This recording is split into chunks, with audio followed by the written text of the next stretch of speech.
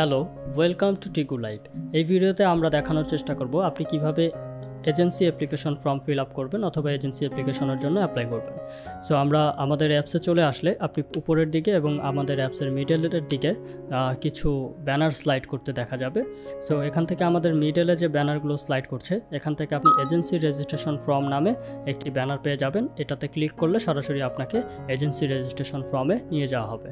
এখান থেকে আপনি আপনার এজেন্সি রেজিস্ট্রেশন ফর্মটি ফিল আপ করে নিতে পারেন। প্রথমেই আপনার টিকু আইডি দিতে হবে, যেটা অটোমেটিক ফিল আপ হয়ে যাবে। দেন হচ্ছে আপনি আপনার এজেন্সির যে নামটা দিতে যাচ্ছেন সেই নামটা এখানে দিয়ে দিবেন। দেন আপনার অরিজিনাল নামটা দিয়ে দিবেন।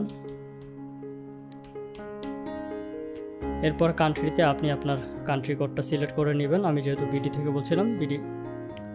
দেন হচ্ছে আপনার জিমেলটা দিয়ে দিবেন।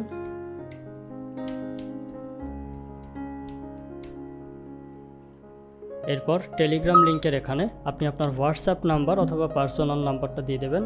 সো বেটার হয় আপনি আপনার হোয়াটসঅ্যাপ নাম্বারটা এখানে দিয়ে দিতে পারলে। এরপর আপনার আইডি কার্ড নাম্বারটা দিবেন।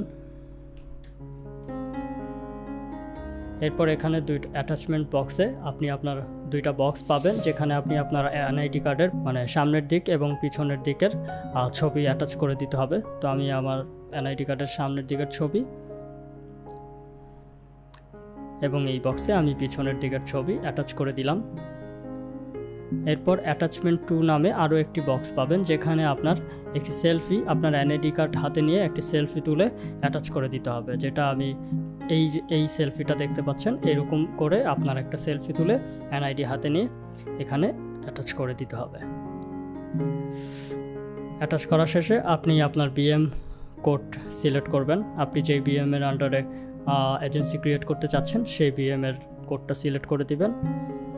সবশেষে এখানে চেক বক্সে ক্লিক করে আপনি সাবমিট করে দিলে আপনার রেজিস্ট্রেশন ফর্মটি সাবমিট হয়ে যাবে। ধন্যবাদ।